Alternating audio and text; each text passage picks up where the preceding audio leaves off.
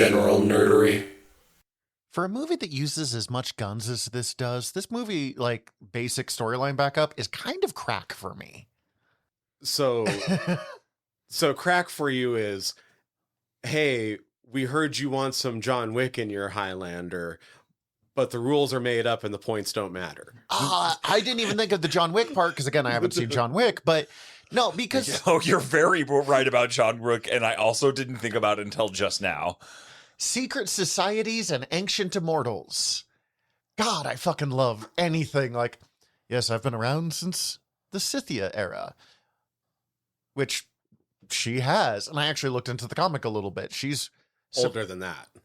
Yeah, it doesn't make sense, but that's as far back as she can remember. Okay, I'm glad you guys read more into this than I have, because I've only seen the movies. The movie. Before we dive into that, welcome to General Nerdery, your podcast about liking things. I'm Zach. I'm Tyler. And I'm Steven. And that's Steven, and we are here to talk about The Old Guard, or at least the first movie of The Old Guard, and the movie, not the book, because I didn't go to Muse and pick it up like I wanted to. Neither did I. But I do. Neither did I, but I meant to also. I really want to read it now after watching. Likewise. This. I'm curious because I did look it up after watching this movie again. I know the name Greg Rucka because of you. Good. So why do you know the name Greg Rucka? Greg, I looked up his Wikipedia. I know he worked for he's published on Oni Press. I know he's done a bunch of Marvel. I know he did a bunch of DC. I know he did a bunch of Image, which this is an Image imprint originally. My guess is Batman No Man's Land. He did write some Batman No Man's Land, which I have read. He is probably best known for his run on Wonder Woman, which is considered one of the Gold Star Wonder Woman runs. Okay, no fucking clue. Right before Gail Simone. I've read some of it. It's extremely good. I also read he went on for... When they did DC Rebirth and kind of rebooted after the New 52, they brought Rucka on for a while, and he fucking killed it when he was put back on Wonder Woman. Okay, that makes sense, actually, when I think about it, because, like, fucking... old gods, ancients, magic, Wonder Woman. Not his strongest suit. This dude is maybe the best crime fiction writer in comic books today. Oh, cool. Literally, he does a book called Criminal that is being adapted to a TV show with Emilia Clarke. Whatever her name is. Amelia Clarke. Amelia Clarke. I've heard of this comic book. I did not know they were adapting it into a show. I have not read it. I don't know much about it, but he did a bunch of work for Wildstorm doing similar. He is a noir writer. Okay. Kind of a pulp writer, which explains some of this, like, Secret Society of Immortal. Fuck, I want to read this book more. So The Old Guard came out in 2017. The 20 teens were a rough time for Greg Rucka. He had a really hard time with the politics of DC Comics, like the internal politics. And there were like power plays and stuff going on. Like, dude, I get that. That's some bullshit that I don't like ever want to be involved in. And it happens in businesses, and I'm not going into it. That's none of my business. Can't confirm any of it either way. My stance. My exact stance. I don't know. Don't tell me. I mean, at one point, he was like, I'm not going to make comics anymore. Bummer. Like, he was pretty out, and he was going to do novel. He went and did a Cyclops series over at Marvel, which was at the time, it was Teen Cyclops. Like, Cyclops from the past got brought to the future. And then the original 5 X-Men got brought to the future. And then Cyclops leaves the team for a while when he finds out his dad is still alive. And it's a teen Cyclops and his space pirate father-son bonding adventure in space. It's really cute, actually. That's great. But this book was written, he talked about it, he started writing this book, and he realized partway through writing this book, it was shortly after his father died, and it was him justifying death. Like, coming to terms with the concept of, like, death is a thing that happens, and, like, there are reasons that that's okay.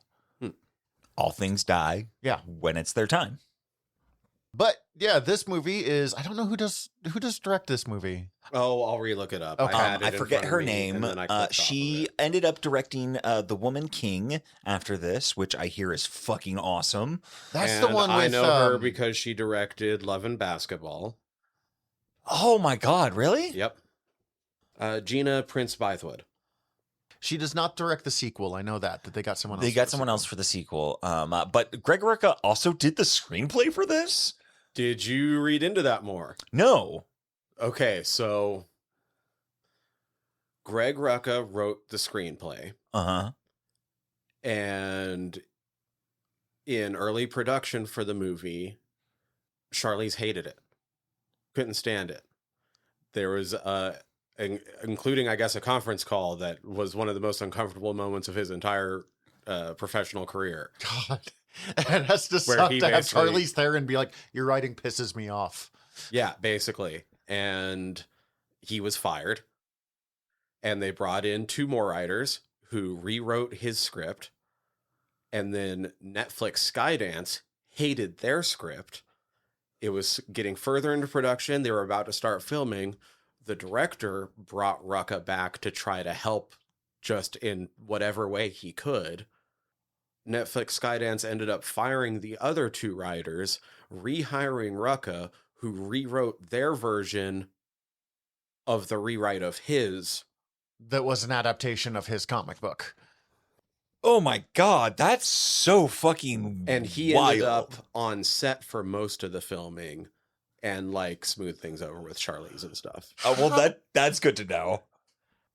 How in the fuck did this movie turn out as solid as it did with that fucking rocky of a screen, like, script history? Okay, full disclosure, I watched this movie when it first came out, but it came out like 2020, kind of like, I don't know if here COVID had hit, but like definitely COVID was a thing and people were aware of it. This was a Netflix exclusive movie. I don't know if that was originally planned or if that...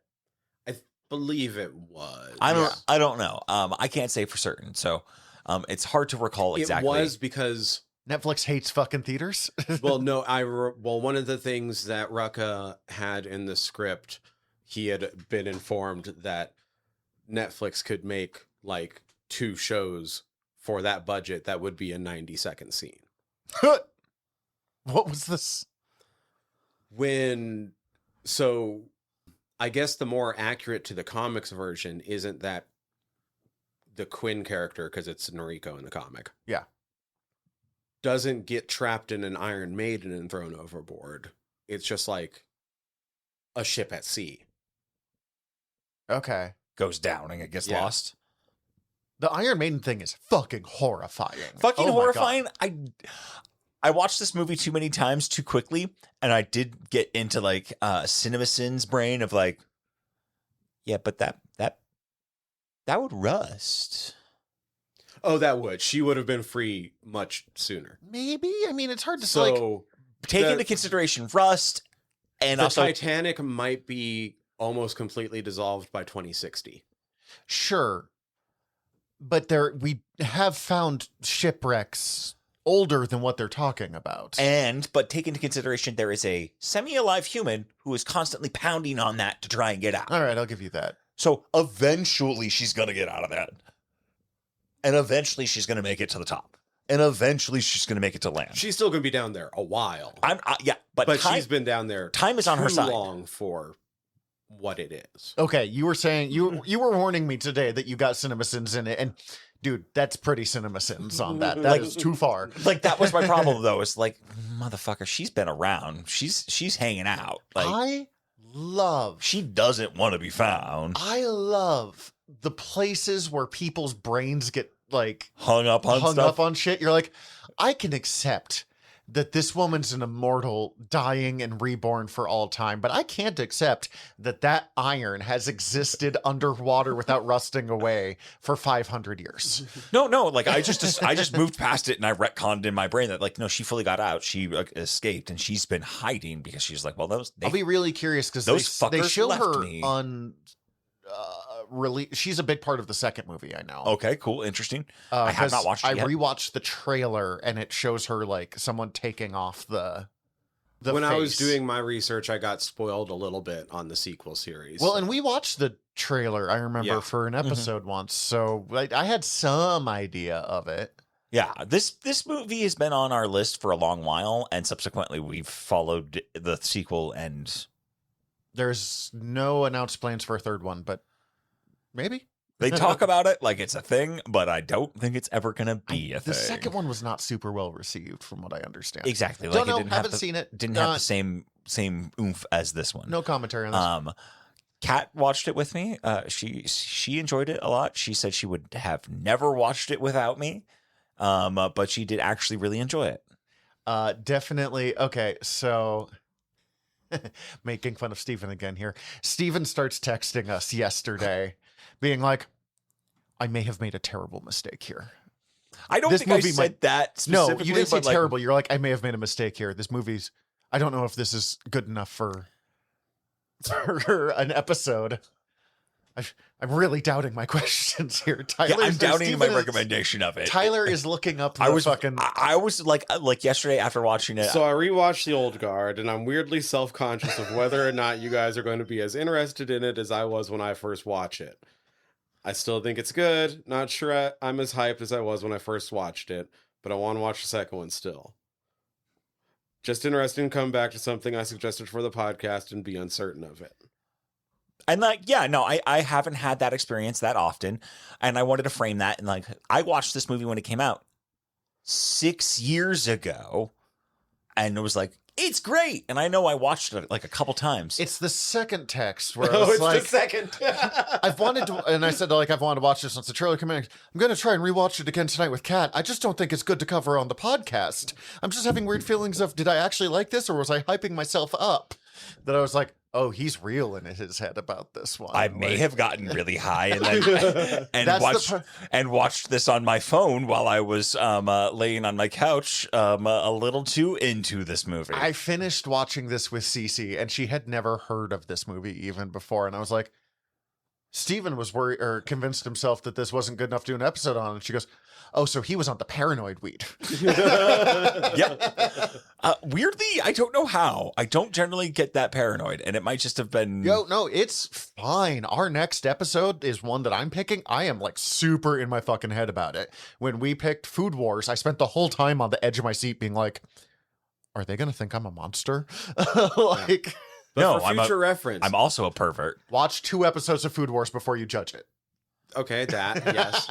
I was gonna say I was in on episode 1. Even if I'm going to make fun of it by calling it Highlander with guns, I'm always going to be excited to watch Highlander with guns. This is a better Highlander sequel than any of the Highlander sequels. Yeah, like I didn't think you guys wouldn't enjoy it. I just didn't know if like this would be the thing that you guys would want to talk about on the podcast. We did not need to reactivate your entire self-doubt here, recording for the world to hear. No, it's not even the problem. Now I'm just mad that I put it out on blast for you guys to put out on blast, but like it's fine. I'll be okay. I really like this movie actually, and I was being paranoid. So. This is not an incredibly deep movie, and I understand that like the concerns of like, are we gonna have shit to talk about? I don't think it's like incredibly deep, but I do think it does have some deep concepts that it is trying to communicate that I think are like kind of, and it does have stuff I really enjoy of like how it goes about world building.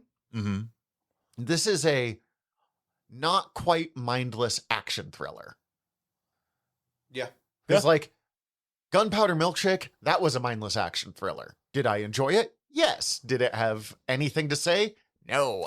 Do I remember a lick of any of the main story of it? Not a fucking thing. Karen Gillian has to save someone, and there's a trio of librarians that are her like secret society assassin people, and they do cool stuff. That's all I could fucking tell you, and we did a whole episode on that movie. Yeah, that's about all I remember too. Okay, so we just paused for a sec and had a phone call and completely lost track of. We were talking about Gunpowder Milkshake. Yes. No plot to this. This one is it really is like halfway between Gunpowder Milkshake and Highlander. And the reason I love Highlander, and like they ruin it in the later stuff where they teach us the actual backstory, which usually I love learning the backstory. But like there is something about the lore of like secret immortals who have been alive throughout history that just fucking... It gets the history and the fiction parts of my brain working in tandem. Yeah, I honestly don't want to know. I don't want ever to like, there's a secret mechanism to the universe that's providing. Oh, you're not these going to like the things. second movie from what little I've. I mean, I don't know how much they tell us. I know more lore is revealed. I don't mind more lore, but like I don't need to know like the exact fucking like. It's all Gary in accounting for the universe. He decided, well, shit that's was fair. unbalanced, so he fucking made the immortals, which he decided to call the Old Guard. I do know Uma Thurman is the first immortal in the second movie, and I'm like, I somehow doubt a blonde lady is the first immortal.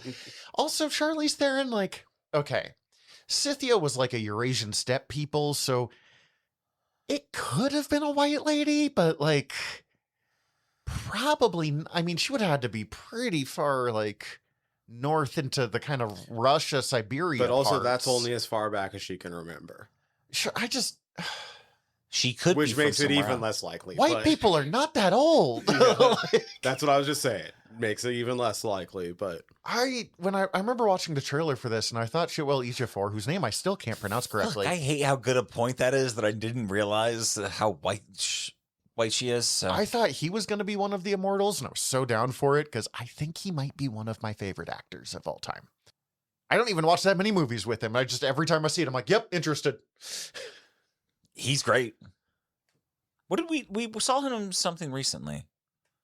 He was in Doctor Strange. He was in. I feel like we talked about him on the Serenity. podcast recently. Oh yes, he definitely has come up before. because we talked about Serenity and like Firefly, but like that came up as well. I got really excited about listening to the Films to Be Buried With episode with him, so it could have been that that. might have been that. That might have been that. Because that made me want to re-listen to that when we were watching this. That said, he's not given a lot to do in a lot of his movies, and he doesn't have a ton to do here. His character's a little all over. A little bit dumb, a little bit blinded by his wife dying, which like won't be the first time I've said today. I get it. And I get like if you are emotionally fucked by a death of a loved one. But you have to put a lot of weight on that to make his logic progression work on this. Okay, so time for Steven CinemaSin number 2. In the first part of the movie, when they go like they've it's like they set up that they get killed in the kill room thing Mhm. for like him, like he set up this kill room secretly to like lure them in. He did all of that, and this motherfucker didn't think to like lock a door, gas him. They gas him like 6 times later in this movie too, so Right. Anything else? my issue with it, okay, so the basics of Like this, he was just like, okay, sure, I got the footage. That's enough. This scientist won't need physical evidence. well, he tried to get physical evidence, but it turned out that they blew too much shit up. Yeah. Which also should have thought that one through. There was a lot of bullets in that room. But okay, if you have not seen the movie, the basics of this is Charlize Theron leads a group of immortals as their own like little black ops squad trying to do good across the world. They are Which takes a little bit before it reveals that in the movie, but it is revealed in like I think the trailers and by me accidentally to my wife before it's revealed in the movie. same. Early but on. like first like 15 minutes. It doesn't take long to it doesn't get take to long, the- but it does take a little bit of time before it's revealed. they are tricked by Ejiofor, who then Ex-CIA now Yeah. freelance guy working for a pharmaceutical I do company. like Big Pharma being the bad guy. I do Right. love Big Pharma as the bad guy. It's Martin Shkreli. Oh my! And this was so Martin Shkreli. Dude. Holy shit! In 2020. Yeah, that performance was so on the nose for 2020 that it like fell under parody law. I feel like it was holy shit. Like I know that guy, the guy who Dudley plays- Dursley as Holy fucking shit! That's who that is. Yeah, I knew that was Dudley, but I was like, I don't know that his means actual it's name. the Doctor's grandson. He's the grandson of the second Doctor Who from the original, Patrick Troughton. Oh, that's funny. Oh my god! No wonder I fucking hated him. No one. Yeah, he's pretty despicable and like cat pretty like she got got really mad at him giving his first little speech about how big pharma's like saving people's lives, and she was like, that's actually like statistically like not relevant nor actually factual, and like babe, he's the evil villain. You don't need to babe. before you get off on this one, strap in. It's gonna get worse. We can talk about the pro-CIA propaganda that's kind of slid through this movie, but don't worry, Big Pharma's still the bad guy. But Ejiofor's character is like, finds out about the Immortals, goes to Big Pharma, and like, we could use this to save people because he is just broken by the death of his wife from ELS or something like that. I don't remember. ALS, yeah. ALS. It's Harry Melling plays Stephen Merrick, the bad guy in this, by the way. I wanted to know his name because I was like, I can't just keep calling this motherfucker Dudley for the rest of his life. I have to learn it so I can just let that chapter be done with my brain.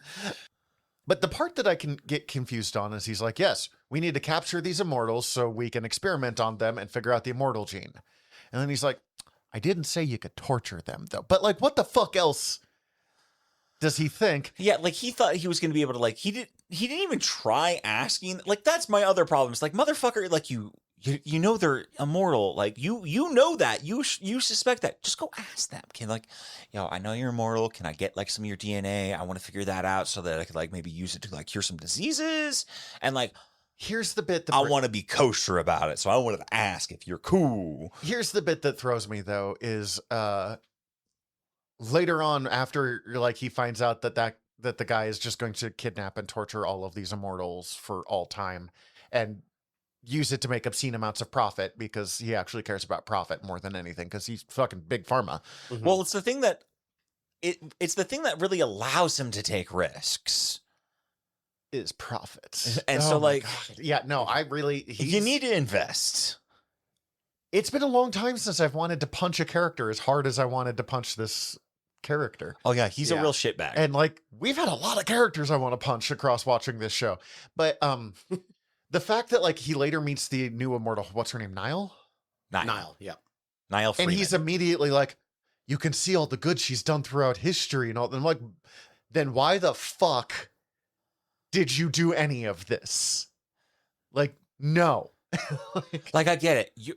And like the problem is that they don't really sell that through line just enough, but they do it subtly with like Booker's backstory and when he's explaining to Niall like the need to just move forward and not really get too lost in the sauce of the present, in that like attachments as an immortal is bad because like we'll just watch your children die, and that they will eventually hold it against you.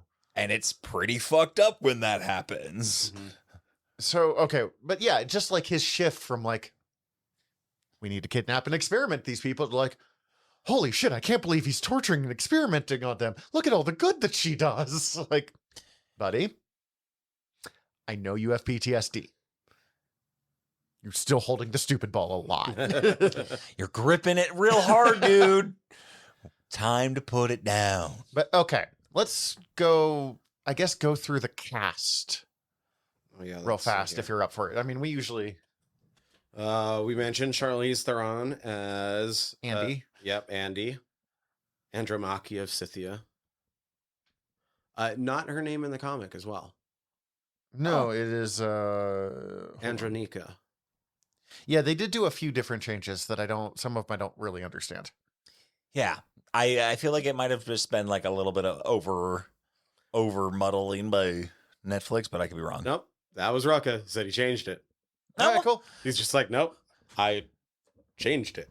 I got to write it. Actually, dude, when you say that, now that I think about it, it's like, I wanted to streamline the name because I was tired of having to say that when I could just say Andy. Well, I think she's still called Andy but Andronicus instead Andronica. of yeah. Oh, well, I don't know that. Kiki Lane is Niall Freeman, who has a lot of training. Like, I know she's a Marine, but that is not Marine training that she was doing in that fight scene in the plane.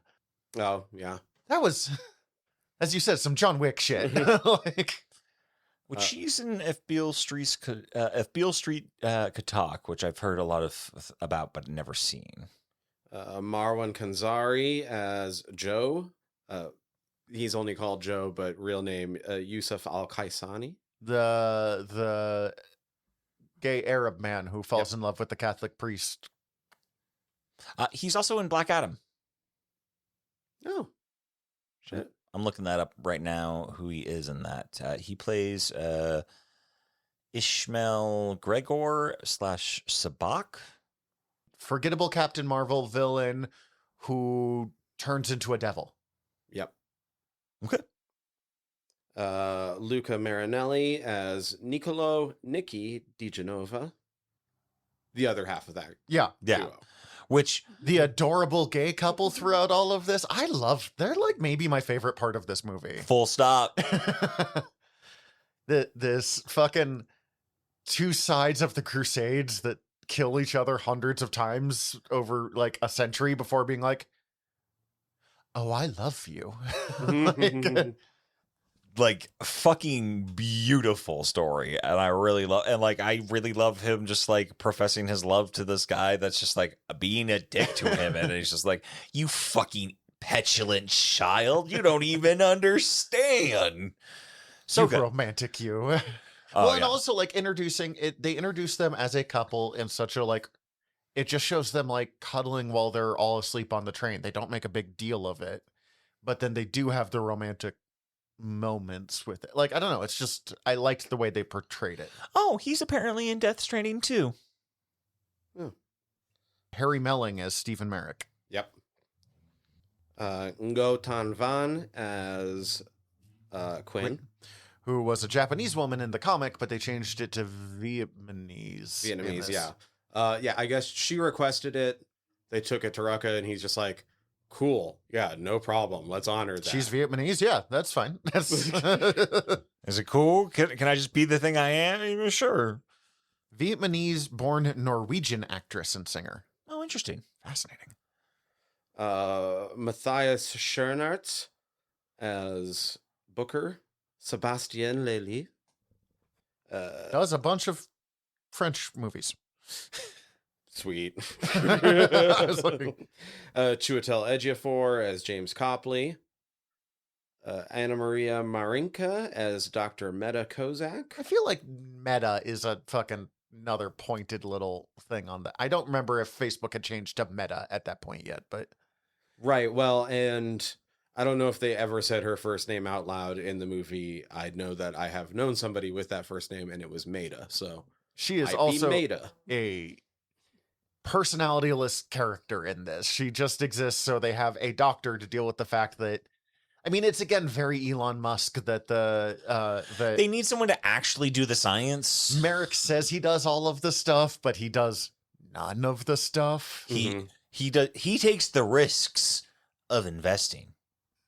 This entire episode is just we fucking hate Big Pharma. Yeah. And Joey Ansah as Keen. That was the head of security. Okay, yeah. He was in Bourne Ultimatum and Street Fighter Assassin's Fist. Which I was looking up what the fuck that is. Yep, I'm curious. It's a web series. Yes. Oh my god, that's probably great. I mean, it's not. It's 12 almost certainly episodes, bad. 6 TV episodes, and 1 movie edition. Was he anybody notable? Akuma. No shit. Good for him. Yeah, that's... We're about to get Roman Reigns as Akuma. Okay. Apparently this is pretty highly reviewed. People liked it. It was released as a 12-minute, 12-episode web series, then got cut into a 6-episode series running 22 minutes, and then a 105-minute movie edition for TV. Wow, this guy's a really high review. We might need to fucking do this. This is so far away. We are just looking at Wikipedia. That is bad podcasting. Or secretly the best podcasting. It's not. It's bad podcasting. Listeners, tell us. So this just solidified the fact that you have to watch John Wick? Yeah, I've been... I mean, I don't want to like get off topic again, but it has sort of In the first year of podcasting, we were planning to do the month of Keanu because originally it was supposed to be, what was it? Matrix, John Wick, and the new Bill and Ted were all releasing within like a month of each other. That's right. And we did none of them. Also true. I think I've seen all of them. So that's on you, dude. I've seen the first 2 Matrix movies, and I think that's it out of all. I know I've seen at least bits and pieces of Bill and Ted, but I would have been young. Oh, can we do Bill and Ted? Yes. Bill and Ted is fucking excellent, dudes. This is very true. You're so proud of yourself for that. No, I'm not even trying to, man. It's just really good. Like, okay. I know this is a podcast about liking things, so we have to do it because I love it. It's good. I also love it. I'm adding it to the list. I'm not fighting anyone here. We know, but Sometimes I just have to, like, just reinforce that.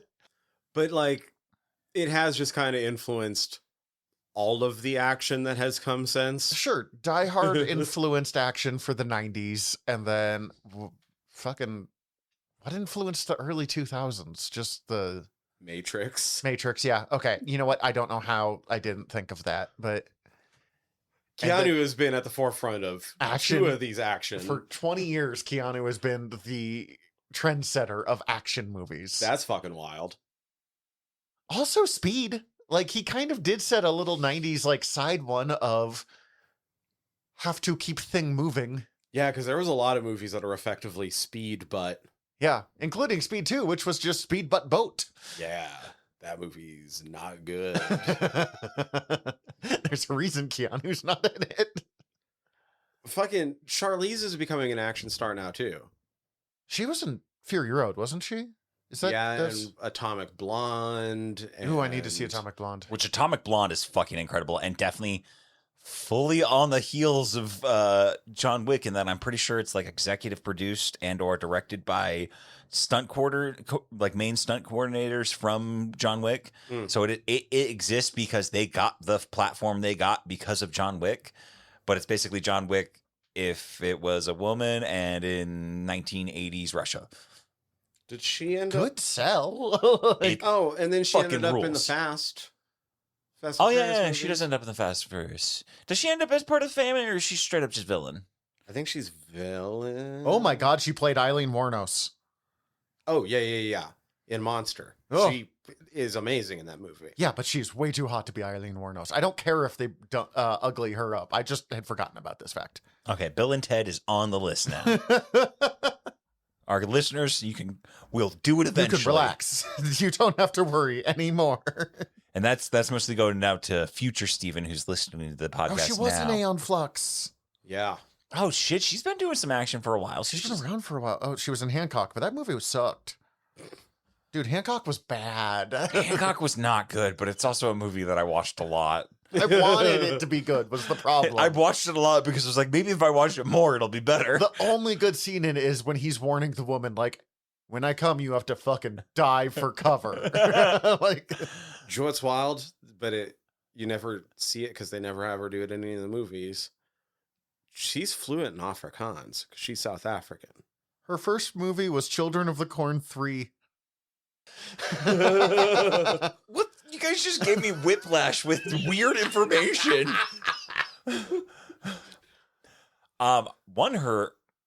Her non-South African English accent is pretty good. It is definitely it now makes sense why it sounds kind of generic, I guess. I couldn't place it exactly, but it sounds just like a broad American English with a little bit of maybe like transatlantic feel at points. And then Children of the Corn 3, you say. It's the first list on her filmography. Dude, she's in some really good and some really bad movies. Holy shit. I remember really enjoying. I think she can play funny too. Is the other surprising thing because I really remember enjoying the movie she does with oh fuck, why can I not remember his name? He's in Pineapple Express. He produces mostly now. Rogan. Seth Rogen. He's like a fucking writer, and she is running for president, and then they start dating. I don't remember that one.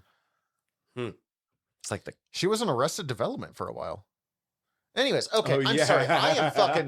That's right. I am understanding where Steven was conflicted, because we put on a pretty baller movie, and so far we have just been reading Wikipedia articles into... Yep. Okay, yeah, but like we explained the plot of the movie, and there's not much to say beyond that, right? like we can't really get into like. There's actually some really neat little details that they put in. I really fucking love some of the bigger things that they are trying to say. Like, I do like, there's some moments in this movie that really did stick out to me, and like seeing it again, watching it again with my wife last night was nice to do, because it did actually really, despite my CinemaSins brain for certain parts of it, it did actually help me like see some of the themes and motifs that they were talking about the importance of life and death, and like at the end where Andy's talking about feeling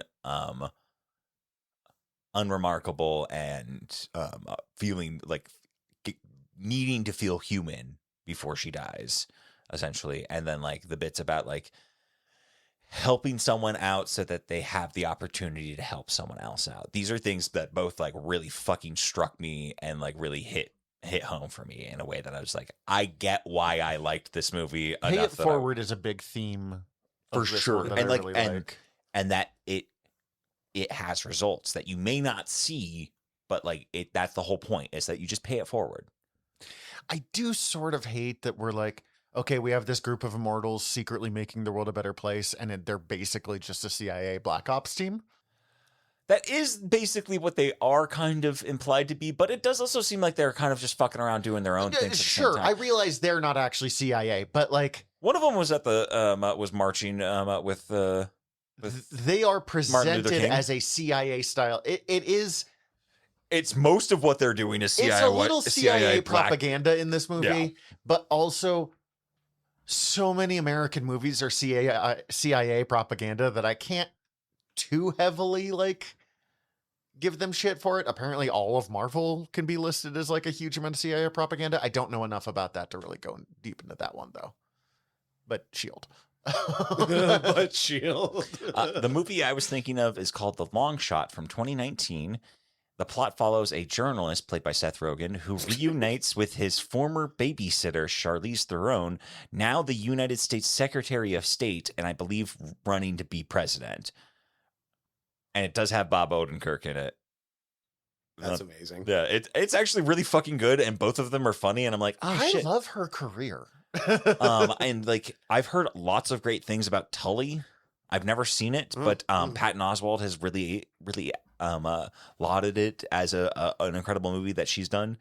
I think Charlize Theron is definitely an actress who kind of gets slept on as just kind of white woman actress.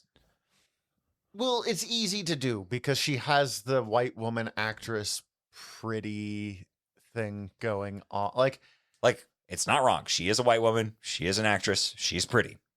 And she has that kind of like quiet action movie actress demeanor. But she has more she's range. Kind of just fallen in. She has more range. She hasn't used it much lately. Yeah, I don't think she's getting the opportunity to use as much of her range as she should. But she's also still headlining movies, so like, hey man, she's working, so like, good for her. Yeah. Did she do that Ghost in the Shell movie, or am I thinking Scarlett Johansson? That's Scarlett Johansson. Okay. She did Aeon Flux, which has very similar themes. Which is why I kind of mixed the two of them up a little bit. I forgot Scarlett Johansson did a Ghost in the Shell movie. I always, I've since sorted it How in my lucky mind. you are. I've since sorted it in my mind, but back when they first came out, I'd always screw up Aeon Flux and Ultraviolet. Oh yeah, that happened a lot too. Yep. Unfortunately, kind of another just like white woman actress. Ultraviolet should have been so much better. Yeah.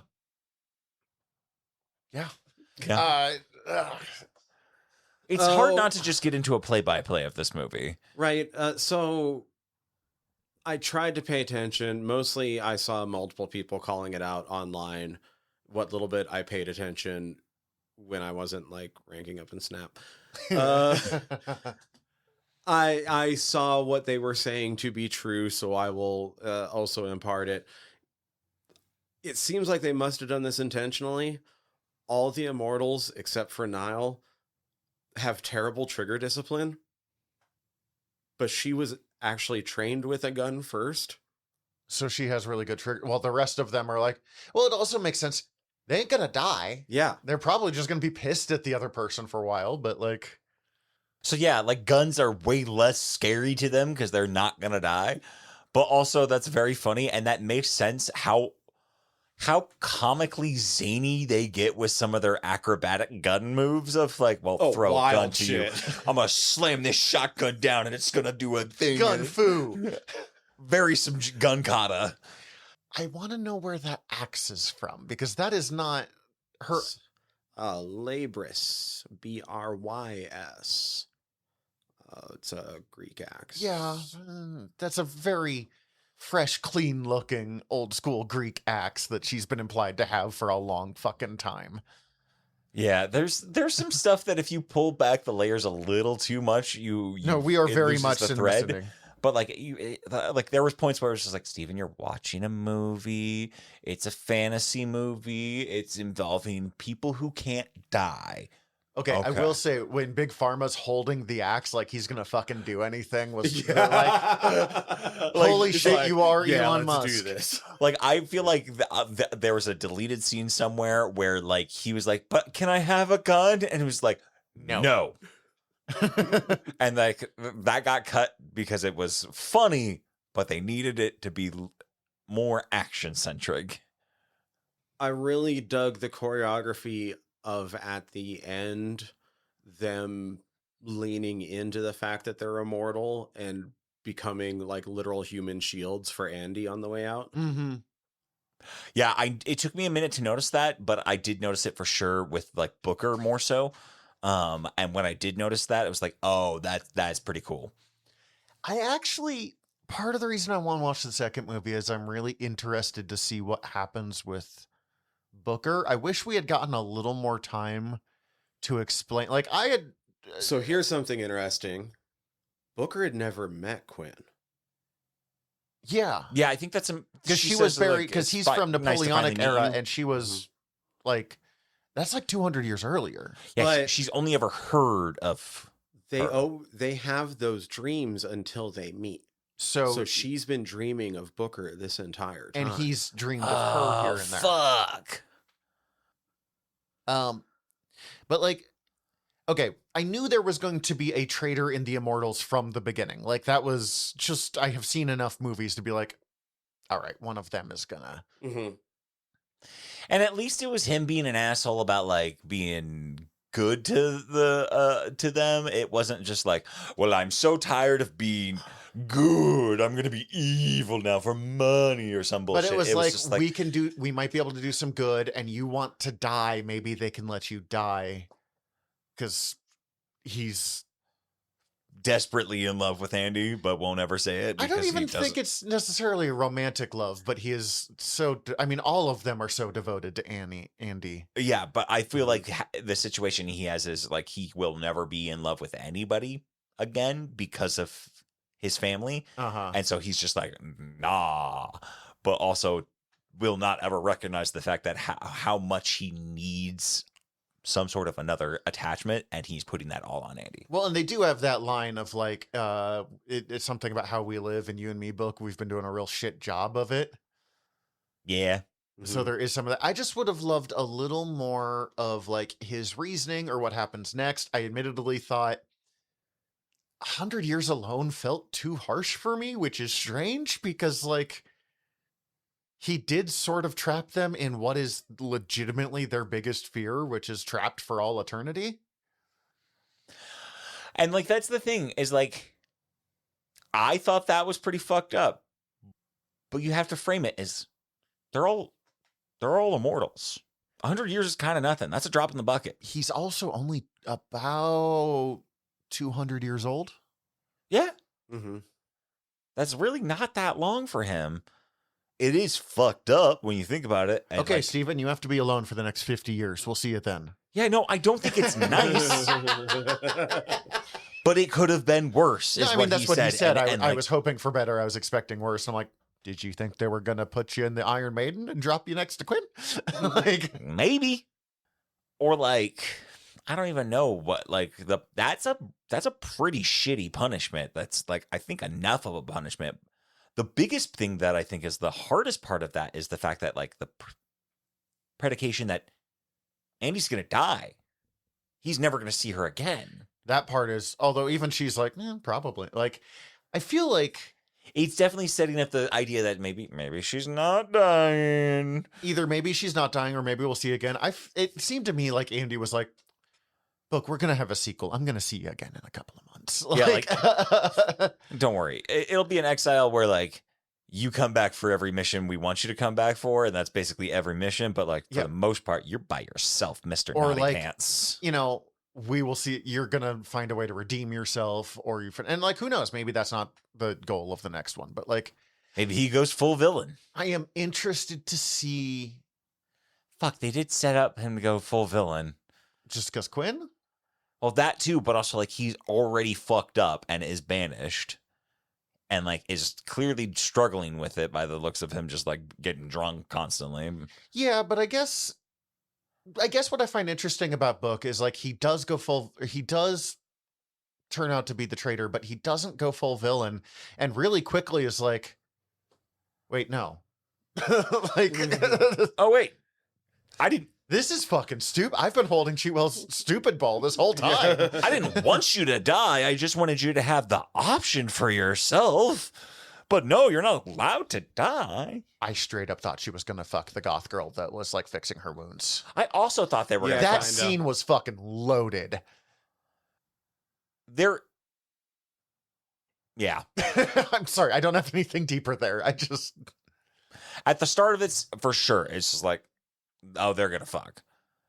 After that little scene of, like, helping each other out, I was like, oh, well, they're not gonna fuck. Well, they just emotionally fucked, and maybe they do fuck, but it's more of like, I help you out now, you help me out later. I help you out now. You bring the strap on later. Like, but nice scene. A little on the nose with, like, her reawakening of, like, that's right. We do good in the world, but I don't even think it was like a full reawakening. I think it does take her seeing the fact that, like, the thing she does it takes a long while for it to really pay off in a big way. Mm-hmm. But, like, it is still her doing acts over time that is exponentially better. Here is a question I have that they don't have an answer for. So there's no way. I mean, maybe it comes up in the second one. They talk about she saves people, and then a generation or two down the line, good stuff happens. Does that mean that there is some sort of, like, mechanism behind it? Like, whether she's doing it on purpose or not, there is some kind of, like, deeper. I think it's a numbers game. I Could be. don't know if there's a mechanism, but from some of the things that I saw and was spoiled on when I was looking up stuff, it does seem like that idea is at least retouched upon, or touched upon At all. well, so that is something that didn't come up till the sequel that they threw into this first movie. Okay. But if you just read the first volume, they don't go into that part. Okay. I'm just curious. Really, talking about this has made me want to be like, let's talk about the next movie, which we haven't seen yet. But yeah, I don't know how much more it's expanded upon, but that's where it's really touched on for the first time, and I do think sort of works into part of what's going on with Noriko, but I don't know how. Noriko Quinn? Yes. Okay, sorry. Just keeping track. I guess the reason why is, like, okay, we've talked about it for years. I thought I was going to be, like, a comic book creator, and I always had this idea of immortals that existed as kind of like a white blood cell of the universe, was the way I described it, of, like, without even necessarily knowing they were doing it, they existed as, like, a defender of, like, the world around them. Bad shit happens, so good things have to take place to fight it. Yeah. Mhm. And that made me think of this. And I was like, reminded me of that story. And I was like, man, I wish I was diagnosed and medicated with ADHD when I was way younger and maybe could have done some of that shit. Are you dead? No, I'm just very busy. Working on it. You can work on it still. There's That's still what time. I mean. Okay, you know what? We're going deeper than I want to go there. Sorry, someone just had a really good shirt at work the other day that now I'm gonna. Are you dead? No, but it was basically the gist of it. It was like as long as you're not dead, you can keep trying to get better. That's big theme. I really appreciate that in a movie full of immortals, and I mean, yes, Andy's not healing and she's not immortal anymore. That is a major part of the like halfway through. She's definitely like immortal at the start. But that is like a big part of the like stakes of this. But even before that, they found a really effective way for there to be stakes in a movie where your main characters literally cannot die. And it like, and I mean, we already talked, like it's being trapped forever and like some of the hell that they put Quinn through. But it is, Cece and I were talking about this on some level, like there's never really that much level of stakes for your action hero because it's, you know, their movie. Mm-hmm. So like, I know they're not going to die, but like when you make it as on the nose as they're literally immortal, you still have to find a way to make stakes. And they did an interesting job of how they did that here. Like literally, you know, our greatest fear is being trapped, yada, yada, yada. And the way that they slowly built in lore, I thought was really clever. Because it wasn't just like, at the dawn of time, this immortal was born and has what, you know, like Highlander basically fucking does that at the beginning. Right. I'm sorry, I can't not compare this to Highlander because I fucking love the first Highlander movie. And like, I'm just mad now that I didn't think about Highlander until either of you brought it up, because if I had, I would never have texted you about how self-conscious I was about the possibility of this not being a thing we would want to talk about. in fairness, And that's, I love the Highlander TV show. oh, like, I love hate the Highlander TV show. I know both of you love the Highlander. I'm just mad I didn't think of it. It is the reason we've never done Highlander, Oh, I know. because I'd be like, yeah, it's not good. I just love it. Like that's This happens and this happens. It's not deep. They're just fucking guys cutting off each other's heads. Sean Connery, the Scottish man, plays an Egyptian who dresses and lives in the Spanish court, who was trained by a way of Japanese Spain. with a stop off in Japan, Yeah. Because I got to get that blade. and that wife. Both.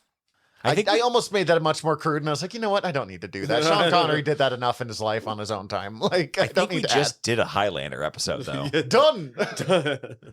That's about it. There's not much more we need to add. It does have two of my favorite actors of all time. It has Clancy Brown and Christopher Lambert, Yeah, thank you. who I always mistake for Thomas Jane. Oh my god. That's great. Oh my god. Okay. Thomas Jane in the Christopher Lambert story. Like, I legitimately if I many times have like started a movie and it's like, oh shit, I didn't know fucking Thomas Jane was acting at this point. Also, damn, he looks good in newer stuff. He's not aged at all. Oh fuck. Hi, Christopher Lambert. Sorry. The Sorry, I reason forgot his you eyes exist. are so intense is because he has cataracts, so he can't wear like eye or contact lenses or anything, so he's blind as fuck, and he almost cut off his finger sword fighting in Highlander. Okay, now I think we have officially done Highlander Done. episode. We've done like 4 different episodes in this episode. So now we can do the Highlander TV episode that we've always been wanting to do. And by we, I mean Tyler.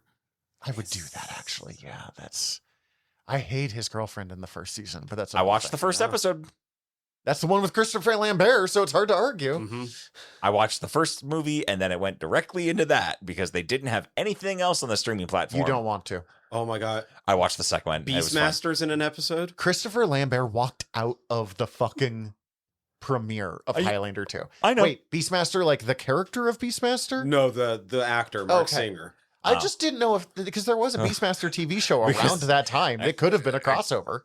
Mark Singer is an immortal living up on a fucking mountain in the Pacific Northwest. Sure. And he uses a fucking Axe. Okay, Oh, save I've it. seen that one. Yeah. Save it before we accidentally do the Highlander TV show I episode. haven't watched it since college. We've gotten about as far as we can. I hated Ricky.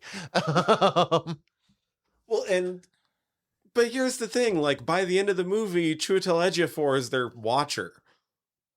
See, I forgot his name, and I was like, I don't remember what they're called. It's not watchers, but yeah, he's sort of But I know the analogy you're making. Yes. he's sort of Bosley from Charlie's Angels by the end of it. Like, that as well. He's their guy in the chair. Yes. which is actually great. That gives us a way to like continue to use him and not just write out the best actor on this. Not a knock on any of the other actors too. He's just so fucking good. I think him and Charlize Theron are also both oh, you guys are incredible actors. You have been pigeonholed into doing everything you've done for the last decade. yeah. Okay, got it. Sorry. Here's some extra money. I wish I could give you more. Yeah, he did Children of Men and he did Serenity, and ever since then he's kind of been stuck in this role. Wait, he was in the most recent Bridget Jones movie, so he does get to play some range. Nice. Good for him. Okay, we mentioned it earlier. I need to look up Chiwetel Ejiofor's filmography. Children of Men. just to see like his recent stuff. Dude, he was fucked. They dropped the ball so hard for Doctor Strange 2, not having him be the, like, they set up to use him so good. They made Mordo an actually, like, vaguely likable character for the first time in history. Oh, we were talking about him because he's going to be in Backrooms. We watched the trailer for Backrooms, the new A24. He's in that? Yeah, and it was like, well, it's going to be good. He's in this. I've heard it's really fucked up, quote, in a good way. Yeah, but I'm pretty sure that's why we were talking about him most recently. Isn't that, like, based off a YouTube show or something like that? It's based off an internet creepypasta story. Okay. Yeah. Which, yes, there's a lot of aspects to it online, basically. The YouTube is an aspect. Yes, it's just like kind of a lot broader than any one specific thing. But yeah, no. Glad I answered my question from like 20, 30 minutes ago. He was in Venom. What the fuck? Oh, no. Yes, he was. Oh, he deserves so much better than being in Venom 3. Is Venom 3 bad? Probably. Venom 1 was. No, it Venom wasn't. 2 was supposed to be worse. I remember enjoying Venom 1. I remember thinking there's some very over-the-top moments that I was like, well, I didn't need that, but I love the queer romance between Eddie Brock and Venom. It's not a good movie. It is entertaining when you watch it as a romantic comedy. Yeah. That clearly cut out like 30 minutes of plot in between, in like the middle of that movie. Yeah. Okay, god damn it. I don't have too much more. I don't have anything else on this movie. I think we've said what there is to say on this movie, and I don't want it to be misconstrued. I liked it. I do kind of want to watch the second one. I want to watch the second one. I don't know if I want to do an episode on the second one. Like, I'll watch it and let you guys know. I'll watch it and let you guys know too.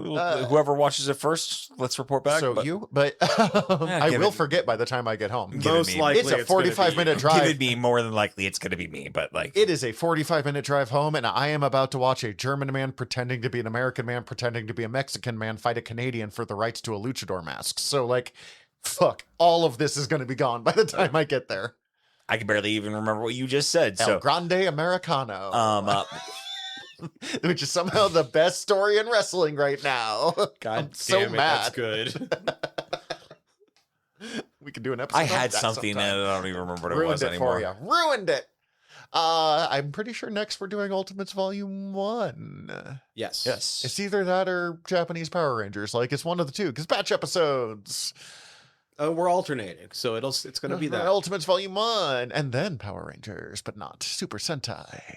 But, I'm sorry, guys, this is an out there episode. I still think it's good for us to have done, because I like those episodes sometimes. Yeah. Okay. So this is one of those episodes where it is one of those things that's like, it's good. I don't got much to say other than it's good. But so We kind listener, of got a better if you episode made out of it than we did fucking if you made it Dick through all the Turpin. ramblings Yeah. and got here and you enjoyed this, like fuck, you'll enjoy the shit out of this movie. It's probably better than this podcast. I think we're getting close to the runtime of the movie. But which is, hey, you know Oh, what? no, we're not. You know what? No. It's a 2-hour movie. I'm going to throw out my critique. I got more to say on this movie.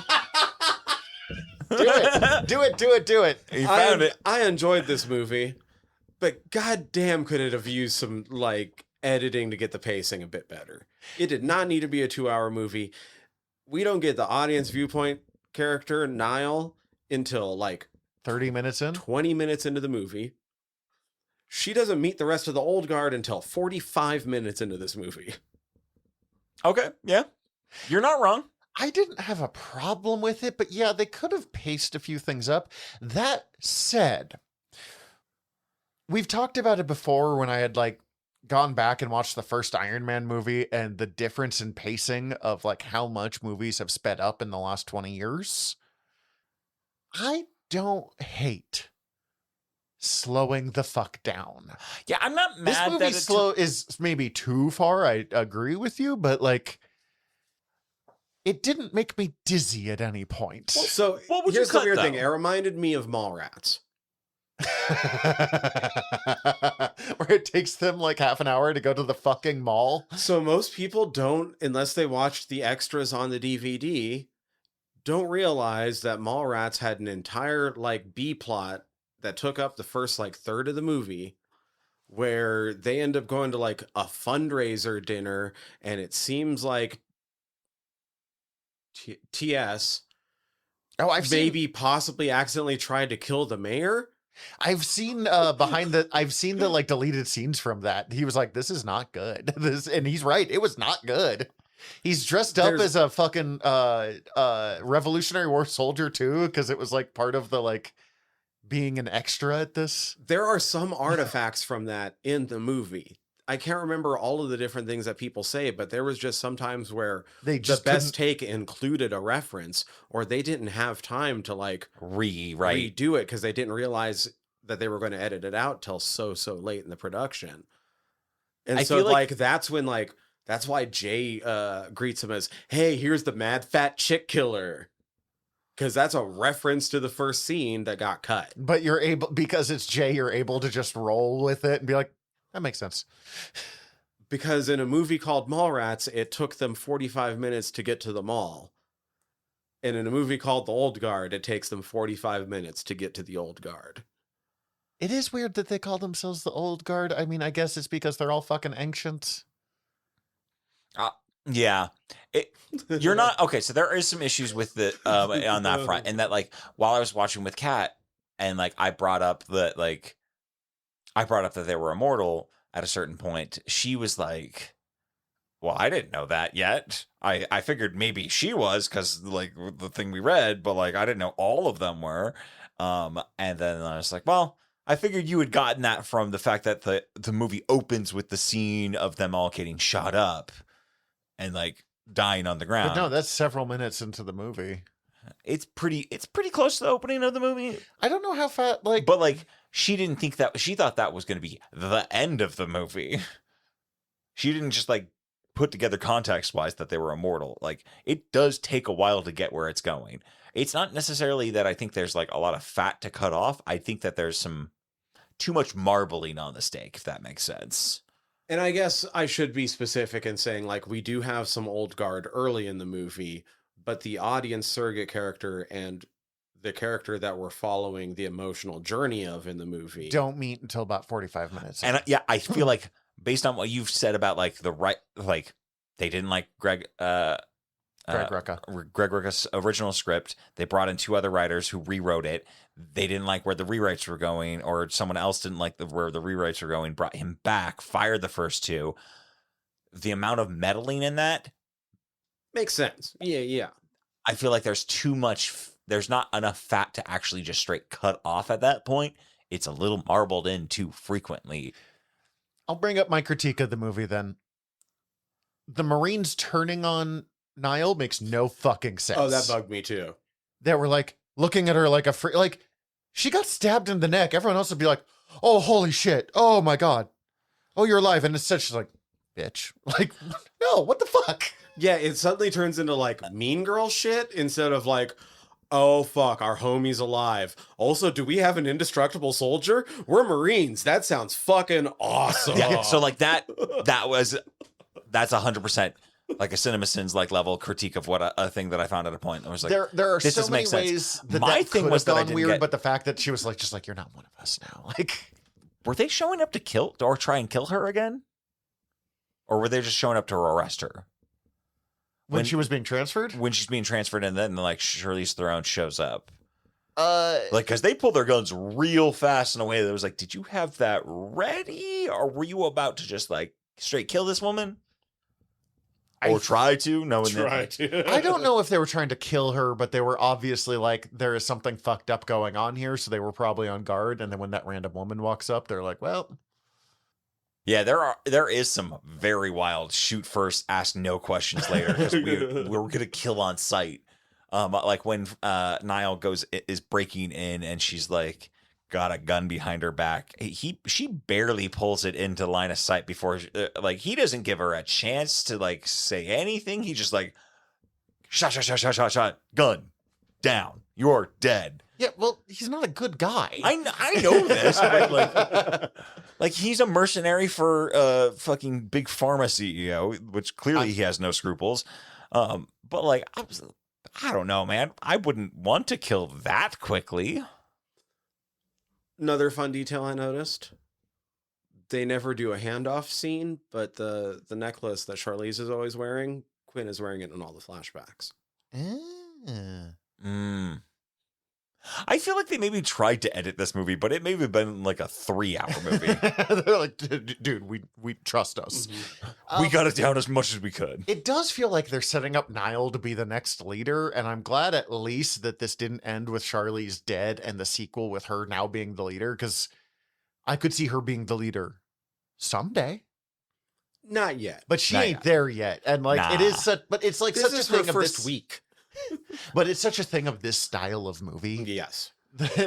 Like it's very much was said. I got the energy of like, okay, you are gonna go under my wing, and you are not you do not get to become the leader until I'm dead. And even still, it's gonna be up to a vote for the rest of them. But I'm setting it up so you will be, yeah. You'll be my favorite pick. I will teach you to know all the baklava. And look, we ate baklava in celebration of this episode, and that justified the entire decision to record this one. Yo, actually, for real, 100%. Like, Also, listener, if you 1 haven't ever had baklava and 2 haven't had baklava recently, get yourself some baklava. Unless you're allergic, don't do that. Yeah, my wife, it's literally like there's nothing in it she can eat. All right, well, and the next time, as we said, we'll be covering the Ultimates. We really did get some length out of this. But in the meantime, we're your generals of nerdery. I'm Zach. I'm Tyler. Dismissed.